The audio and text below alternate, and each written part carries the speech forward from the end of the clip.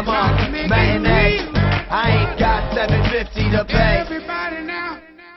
Saw 6. Some old bullshit. Good night, everybody. Good night. No, we're just kidding. No, hey, we may not be. We may not be. You know what? I think we may actually have to talk about this for a moment. Oh, boy. They never, ever screen these movies. No surprise that we're not getting a screening for it now. Once again, it really doesn't matter what we say. That's true. No, this that little puppet's rolling out with a dough of money. It's like, give a fuck what y'all say, bitch. You want to play a game?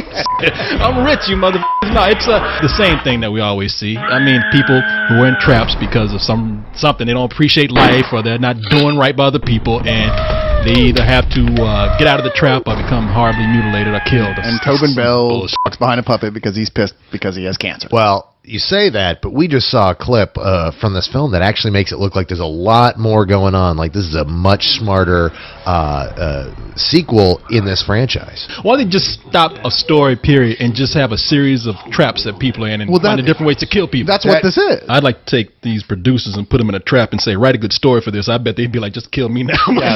I can't do it. See, But that's how I feel watching these. It's like, you have 10 seconds to get out of this, or you have to watch one of my movies. Yeah. I'm like, dude, just drop the poison gas.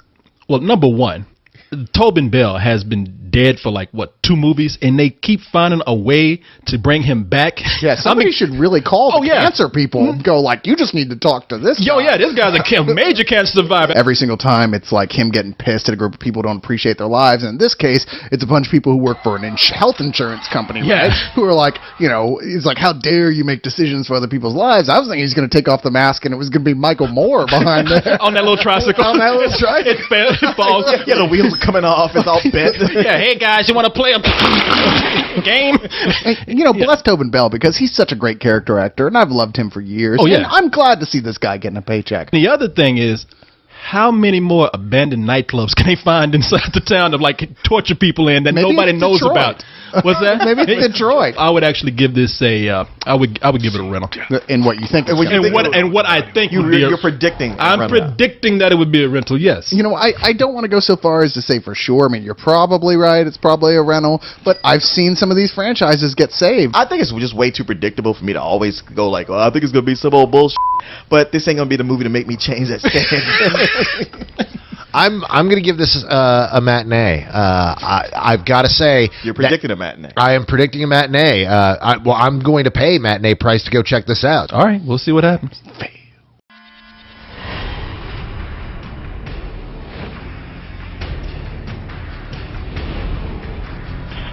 Like to play a game. Can we play Global Thermonuclear War? No, wait, I want Monopoly, but I get to be the shoe.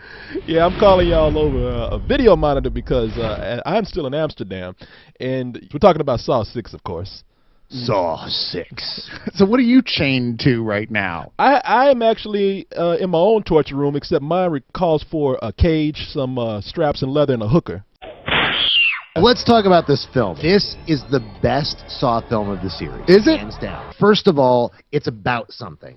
As you saw in that online clip that we talked about, this film is about the healthcare industry. And the main character in the film, the guy who's going through all the traps, is the head of a healthcare company who makes the decisions on who gets to live or die. And you can see where that's going to play out. Yeah. Yeah, as Jigsaw puts him in a series of traps that forces him to choose between his life and the life of his employees, and sometimes between the lives of several employees. Hello, William. Before you are 6 of your most valuable associates, the ones who find errors in policies. Their findings result in over 2/3 of all applications denied or prematurely terminated.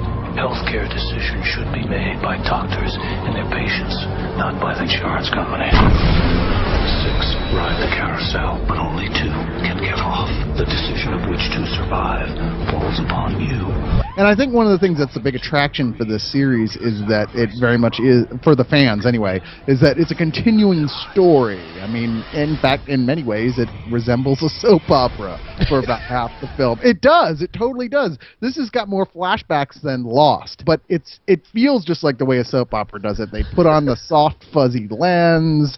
I'm just picturing Jigsaw in this scene with the soft focus with the girl that he's having a dramatic scene with, and then her head just explodes at the end. I hated everything but the story that had to do with the health insurance guy going through the traps. That was great. If there had been more of a backbone around it, if there had been a better story around it, then I would have been with it. Which, by the way, some of the coolest and best gore I've seen this year for people who really like that sort of thing, because it is bloody.